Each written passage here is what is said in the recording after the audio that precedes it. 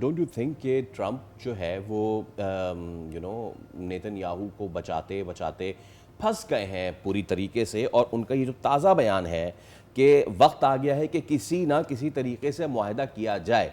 Super power, अभी भी super power है अमेरिका, सुपर पावर का मोस्ट सुपीरियर आदमी जब ये कहने पे आ जाए कि किसी ना किसी तरीके से मुआहदा किया जाए, इसका मतलब ये है कि पोजीशन बहुत वीक है। और जो कोहेन करसादिया ने भी कहा कि जिस तरीके से गुफ्तगू हुई है उनकी नेतन्याहू से फ़ोन पे, उन्होंने गुस्से का इजहार किया है।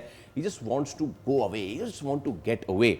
सो डू यू थिंक कि यस फाइनली अब वो चीज़ आ गई है कि जब ये मामला बंद हो गए, या फिर अगेन इसराइल कोई अपनी लास्ट स्पॉइलर ट्रिक चलने लगा है?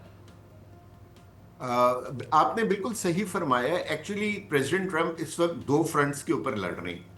एक वो विद इन अमेरिका अपनी कॉन्स्टिट्यूंसी को सेटिस्फाई करने की कोशिश कर रहे हैं, और दूसरा वो उस क्लब को खुश करने की कोशिश कर रहे हैं कि जो प्रो इजराइल है लेकिन उसके पास सारे पर्सेस हैं।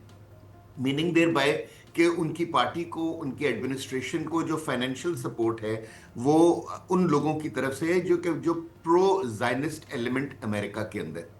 अब तो पूरी दुनिया को ये एहसास होता जा रहा है कि ये जंग जो है ये अमेरिका की जंग नहीं है, इजराइल की जंग है। और इजराइल में भी ज्यूज की जंग नहीं है, जायनिस्ट की जंग है। और इसीलिए आप देखते हैं कि पूरी दुनिया में लोग जो हैं वो इस जंग के साथ खड़े नहीं हो रहे। वो अलाइज जो पिछले 70-80 साल से अमेरिका के साथ बिल्कुल जुड़े हुए थे। अब मैं जिक्र कर रहा हूं यूरोप का, मैं बात कर रहा हूँ फार ईस्ट में, जिसमें जापान है, न्यूजीलैंड है, ऑस्ट्रेलिया है।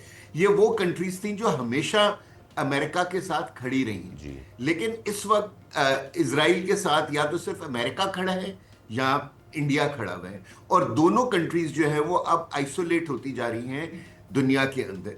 सो मेरे ख्याल में जो है president Trump is fighting a difficult war, और वो इस जंग से निकलना चाह रहे हैं क्योंकि उनके एडवाइजर्स ने उनको बताया होगा कि जब तक आप बूट्स ऑन ग्राउंड नहीं करेंगे आपको ईरान के अंदर विक्ट्री नहीं मिलेगी।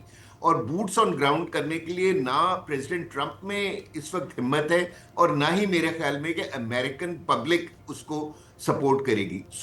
क्योंकि ईरान के अंदर उनको टोटल विक्ट्री नहीं मिल सकती, इसलिए वो अपने ऑल्टरनेट प्लान के ऊपर चल रहे हैं। लेकिन इसके साथ जो सबसे बड़ा ड्रॉबैक प्रेसिडेंट ट्रंप को मिल रहा है, जिसका आपने भी जिक्र किया, कि वो जो एक सोल सुपर पावर की जो एक इंप्रेशन होता है